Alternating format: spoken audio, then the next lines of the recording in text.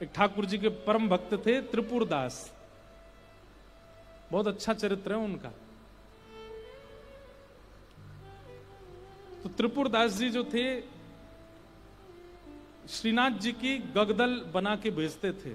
गगदल जानते हैं? कंबल, सर्दियों में जो ठाकुर जी धारण करते हैं। किसी ने श्रीनाथ जी के दर्शन किए हो, शीतकाल में दर्शन करना, ठाकुर जी का मुखमंडल दिखाई देता, बाकी सब ऐसे पूरे ढके रहते हैं, उसको गगदल बोलते हैं।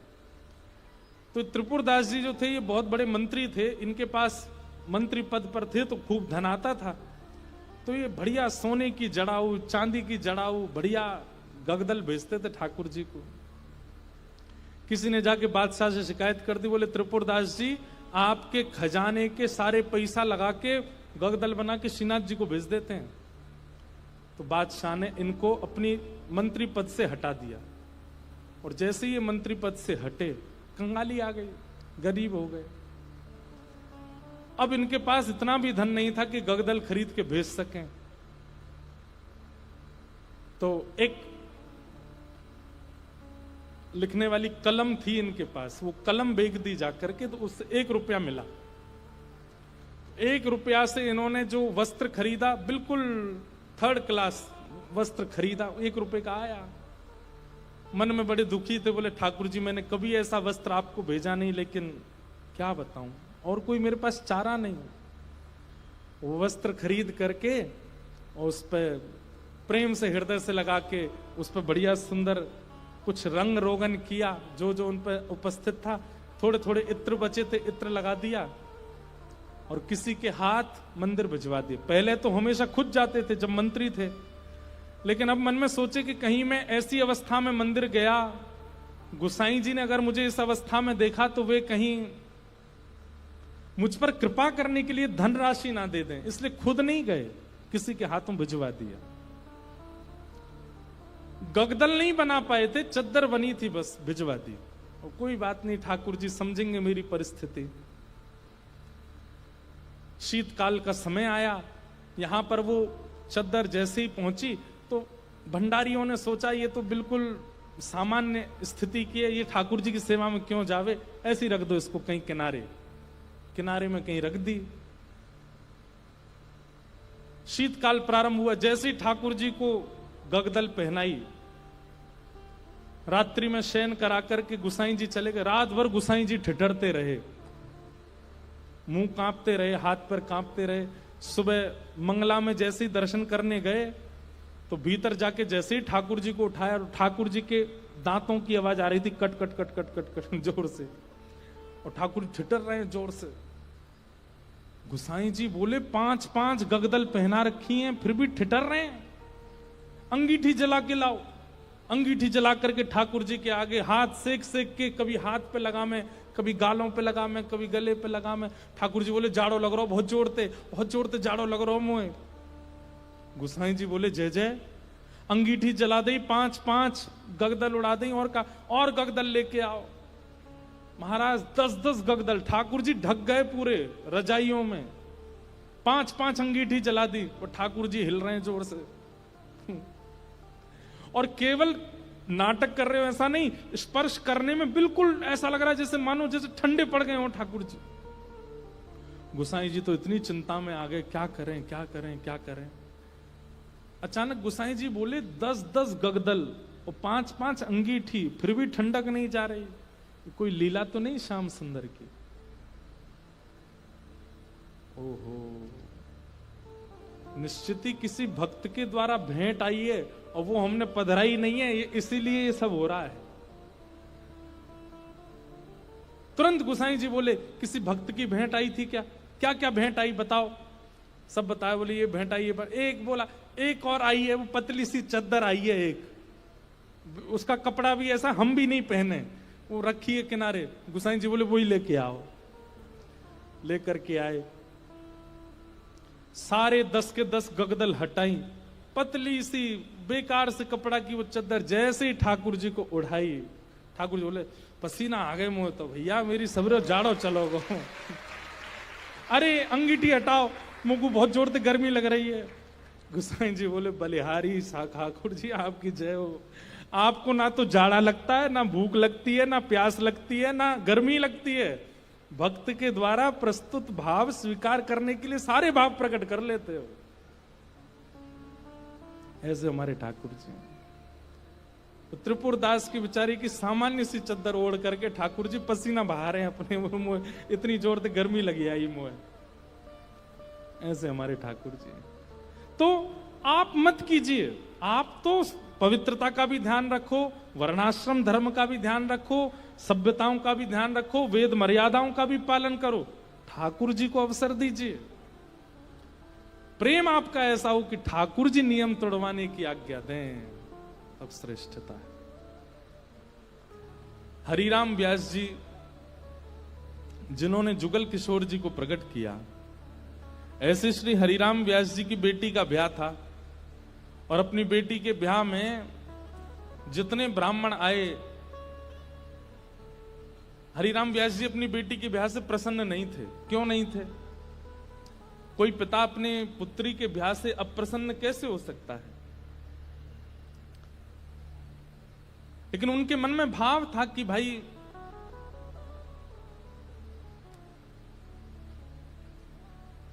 वृंदावन से बाहर क्यों जा रही हो? अपनी बेटी से कह रहे थे कि भाग्य होता है तब वृंदावन प्राप्त होता है, और तुम ब्याह करके अपने पति के साथ विदा होकर के वृंदावन से बाहर जा रही हो, ये मुझे अप्रिय लग रहा है। बेटी ने कहा, पिताजी ये तो स्वभाव है कि बेटी को बाहर जाना ही पड़ता है, और बाहर कहां, जहां पति का घर है वहां जाना पड़ेगा। तो हरिराम व्यास जी बोले, तुम्हारे पास दो उपाय हैं। बोले क्या? या तो पति से कहो कि वृंदावन में घर बना ले, या फिर उसी से ब्याह करो जो वृंदावन में रहता हो।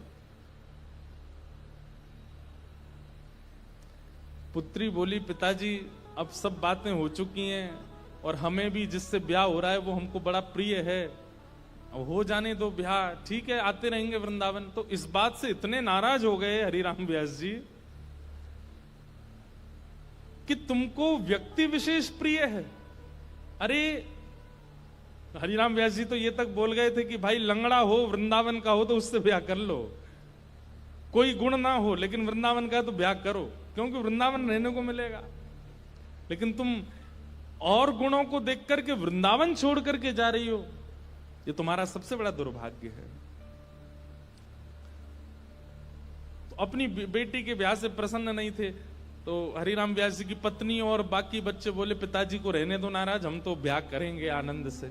और हरिराम व्यास जी के शिष्य थे ओरछा के राजा मधुकर शाह, उन्होंने पूरी शादी की व्यवस्था की, लेकिन हरिराम व्यास जी की भौएं चढ़ी नहीं। और ज्यादा दुखी तो वे तब हो गए कि उन्होंने एक शर्त रखी, चलो ठीक है ब्याह कर रहे हो तुम, अपनी मर्जी से कर रहे हो, सब ठीक है, लेकिन पहली पंगत वैष्णव जनों को, संत जनों को, रसिक जनों को करानी पड़ेगी। लेकिन जब ब्याह का प्रसंग आता है ना, तो घर के लोग इन सब चीजों पर विश्वास करते नहीं है। घर के सब सदस्य बोले, पहली पंगत तो बारात की होगी। बोले पिताजी ने कहा संतों को कराओ। बोले बोलने दो उनको, तुम तो उन्हीं को करा दो। और रही बात संतों की, तो एक काम करते हैं, पहले ही पूड़ी कचौड़ी जो भी बना है दावत में, पहले ही निकाल करके अलग धर देते हैं, जब संत आएंगे उनको पवा देंगे। हरिराम व्यास जी को ये बात पता चल गई तो इतने नाराज हो गए। उनका एक पद भी है,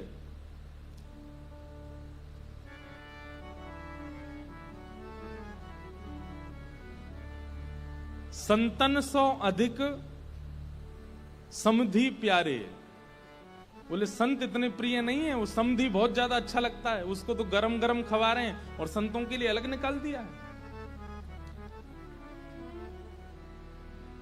बड़े नाराज हुए, बोले संतों का अपमान कर रहे हो। बेटी बोली, पिताजी मेरा ब्याह है, आप बिल्कुल खुश नहीं हो। बोले मुझे खुशी करानी है तो वृंदावन से बाहर मत जाओ। ब्राह्मण लोग आए जो ब्याह पढ़ा रहे थे, तो हरिराम व्यास जी बड़े विद्वान थे, तो ब्राह्मण आकर के बैठे, सबने बैठ करके हरिराम व्यास जी से वार्ता की। तो ब्राह्मण सब बोले, व्यास जी कोई अच्छी बात सुनाओ। तो हरिराम व्यास जी पद गाने लगे, वे मरे जिन मेरे घर ब्याह पड़वायो। सारे ब्राह्मण बोले ऐसा मत कहो। भगवान बोले कि तुम भाग जाओ यहां से, या तो पुत्री को कहो कि वो वृंदावन छोड़ करके नहीं जाए, और यदि वो जाने का मन बना चुकी है तो वो सब मर जाएंगे जिन्होंने ब्याह पढ़ाया। ब्राह्मण तो घबरा गए। फिर अंत में मधुकर शाह जो राजा थे ओरछा के, उन्होंने हरिराम व्यास जी को प्रणाम किया। बोले मैं जिम्मेवारी लेता हूं, आपके दामाद और बेटी बाहर नहीं जाएंगे, मैं यहीं घर बनवा दूंगा, वो यहीं रहेंगे। तब हरिराम व्यास जी प्रसन्न हुए। मतलब हम संसारी लोग हैं, हमारे लिए कई बार रिश्ते नातेदार ज्यादा हो जाते हैं, ठाकुर जी से ज्यादा हो जाते हैं। हमारे लिए कई बार दिखावा ज्यादा हो जाता है, कई बार सब प्रदर्शन में हम लोग ज्यादा चले जाते हैं, हमारे लिए भक्ति भाव कहीं पीछे छूट जाता है। पर वृंदावन को भजने वाले के लिए ठाकुर जी प्रधान है और कुछ प्रधान नहीं है। इसलिए वहां धर्म प्रधान नहीं है, प्रेम प्रधान है। एक भगवान के परम भक्त थे, नारायण दास उनका नाम था। बहुत ध्यान से सुनना। नारायण दास जी को भी वृंदावन से बहुत प्रेम था, और वृंदावन का प्रेम उन पर ऐसा चढ़ा कि वो गोपी भाव में रहने लगे। और कैसा गोपी भाव? श्रृंगार कर लेते, बिंदी लगा लेते, मांग में सिंदूर भर लेते, बड़े बड़े केश कर लिए थे, पैरों में नूपुर पहनते, हाथों में चूड़ियां पहनते और लहंगा पहन करके और बढ़िया सुंदर श्रृंगार करके किसी के सामने नहीं जाते थे। अपने गोपाल जी उनको तैयार करके, उनका श्रृंगार करके उनका भोग लगा के उनके सामने नाचते थे, अपने ठाकुर जी के आगे। और किसी को नहीं दिखाते थे, बस अपने ठाकुर जी को दर्शन कराते थे। नाचते थे, गाते थे, रिझाते थे, और फिर नाचते नाचते फिर प्रसादी सिद्ध करते, प्रसादी सिद्ध करके फिर राजभोग करा देते, व्यारू करा देते, कलेऊ करा देते, ठाकुर जी के अष्टाम लीला करते, अष्टयाम भोग धराते। लेकिन नृत्य और गायन ये दो सेवा नहीं छोड़ते थे। लेकिन धीरे धीरे वैष्णवों ने उनको देखना, ढूंढना शुरू कर दिया। लोग उनकी कुटिया में जाने लगे, तो वैष्णवों को तो वो बैठने देते थे। बोले आप सब तो ठाकुर जी के समान हो, आपके सामने तो मैं नाच सकता हूं। सब लोग इधर देखो, ध्यान से, आवाज आ रही है हमारी? नृत्य कर रहे थे। नृत्य की ख्याति ऐसी हुई कि एक बार एक बहुत श्रेष्ठ नृत्य करने वाला व्यक्ति आया, और उसको किसी ने कहा कि भाई हमारे यहाँ एक साधु हैं, वो किसी के आगे नृत्य नहीं करते, ठाकुर जी का, एक बार उनके नृत्य देख लो आप। तो बहुत बड़े नृत्य करने वाले ने जब उनका नृत्य देखा तो वो बोला कि महाराज, मैं बड़े बड़े दरबारों में जाकर के नृत्य करता हूं, ऐसा नृत्य मैंने आज तक नहीं देखा। सब लोगों ने कहा बोले भैया ये ठाकुर जी के लिए नृत्य करते हैं। लेकिन उस नृत्य करने वाले ने किसी बादशाह को खबर करा दी कि वृंदावन में एक महात्मा है, और बोले वो गोपी बनकर के अपने ठाकुर जी के आगे नृत्य करते हैं और गाते हुए नृत्य करते हैं, ऐसा नृत्य मैंने आज तक नहीं देखा। बादशाह के तो मन में आ गई कि मुझे उनका नृत्य देखना है। और प्राचीन काल के राजाओं के मन में आ जाए और वो ना मिले तो वो तो मारने तक आतुर हो जाते थे। उन्होंने अपने सैनिकों को भेज करके कहा कि आपको नृत्य करने के लिए बादशाह ने बुलाया है, या तो चलिए, और अगर आप इनकार करोगे तो आपकी कुटिया जला देंगे, आपके ठाकुर जी छीन लेंगे, और फिर कभी नृत्य करने लायक बचोगे नहीं। ऐसी स्थिति पड़ गई। रोने लगे अपने ठाकुर जी के आगे, बोले नाथ मेरा नृत्य किसी और को रिझाने के लिए नहीं है, ये मैं कैसी स्थिति में आपने डाल दिया हूं। अगर जाता हूं तो मेरा नृत्य, मैं नृत्य को प्रसाद के रूप में प्रस्तुत करता हूं, वो झूठा हो जाएगा। कोई और अगर उसका आस्वादन करेगा तो वो फिर उच्छिष्ट हो जाएगा, और उच्छिष्ट वस्तु आपको कैसे पधराऊंगा दोबारा। और यदि नहीं जाता हूं तो कुटिया जला देंगे, आपको छीन लेंगे, राजा है ताकतवर है, उसके आगे मेरी चलेगी नहीं। रात भर रोते रहे अपने ठाकुर जी के आगे। इतने में ठाकुर जी स्वप्न में प्रकट हो गए। और स्वप्न में प्रकट होकर के ठाकुर जी बोले, तुमको वहां नृत्य करने में दिक्कत क्या है? बोले, मैं आपके सामने नृत्य करता हूं बस। तो बोले, हमको ले चलो, हमें वहां बैठा देना, हमें देखते देखते नाच लेना, राजा को भूल जाना। तब वो कहते हैं, बोले कि महाराज वो स्थान आपके लायक नहीं है, वो राजा है, वो मांस भी खाता है, मदिरा भी पीता है, ना जाने कैसे कैसे उसके आचरण है, उसका स्थान कैसा है, वहां पर नृत्यांगनाएं आती हैं, ना जाने कैसे कैसे वहां पर व्यवहार होते हैं, वहां मैं अपने ठाकुर जी को लेके नहीं जाऊंगा। ये वैष्णव का स्वरूप होता है, वो अपने ठाकुर जी के आगे प्रदर्शन को आगे नहीं करता, वो अपने ठाकुर जी की सेवा के आगे एक बार को बड़े से बड़े उत्सवों का त्याग कर देगा, बड़े से बड़े उपाधियों का त्याग कर देगा, लेकिन अपने ठाकुर जी को ऐसे ही कहीं बेक नहीं देता है। बोले, ये तो नहीं चलेगा, आपको लेके तो नहीं जाऊंगा मैं। तब भगवान बोले, तो फिर नहीं जाओगे तो ये लोग तुम्हारे कुटिया उजाड़ देंगे। तो फिर वो बोला, आप इतना भी नहीं कर सकते तो फिर काय बात के भगवान, आज तक मैंने आपसे कुछ नहीं मांगा, लेकिन इसका समाधान बताओ मैं कैसे करूं। तब भगवान बोले, देखो तुमने अपनी गली में तुलसी की माला पहनी है और ये तुलसी मेरा ही स्वरूप है, तो तुम मुझे तो नहीं ले जाओगे, लेकिन ये तुलसी माला तो पहन के जाओगे। इनको तुम एक सिंहासन पर पधरा देना और इनको मेरा ही रूप मान करके, मुझे अनुभव करके, मेरा आभास करके तुम वहां नृत्य कर देना। नृत्य भी हो जाएगा, मेरे सन्मुख भी हो जाएगा और तुम्हारा बात भी बनी रहेगी। नारायण दास जी बोले, भगवान पक्का ना ये तुलसी आपका ही? बोले, पक्का 110% मेरा ही स्वरूप है, जाओ। नारायण दास जी गए और राजा के यहां जाकर के बोले, महाराज मैंने गले में जो ये माला पहनी है बड़ी तुलसी की, इसके लिए मुझे एक आसन दे दो, मैं इनको पधरा करके फिर नाचूंगा, नहीं तो ये तो विक्षेप डालेंगे। पधरा करके आसन पर और जैसे ही नृत्य करने लगे, उनके मन में कदापि ये भाव नहीं आया कि ये तुलसी हैं, ये केवल माला है, यही सोचने लगे श्याम सुंदर हैं। श्याम सुंदर विचार करके जब घूमने लगे नृत्य करते करते, तो हर घूमने के बाद एक बार देखते, और जब द्रुत गति से घूमने लगे, चक्र लेने लगे, लेते लेते लेते उनको वहां तुलसी नहीं, साक्षात सचल त्रिभंग लली श्याम सुंदर दिखने लगे। आज तक अपनी कुटिया में नृत्य किया था तो कभी ठाकुर जी ऐसे प्रत्यक्ष प्रकट नहीं हुए, लेकिन आज उस दरबार में ठाकुर जी प्रत्यक्ष प्रकट हो गए। क्यों? उनकी भावना से रीझ करके ठाकुर जी प्रकट हो गए, और जैसे ही ठाकुर जी प्रकट हुए, वो चक्र लेते लेते लेते लेते लेते वहीं उन्होंने प्राण त्याग दिए और ठाकुर जी में विलीन हो गए। नारायण दास कहने का अभिप्राय क्या? वृंदावनियों को और वृंदावन भजने वालों को कई बार व्यवहार प्रधान नहीं होता, उनके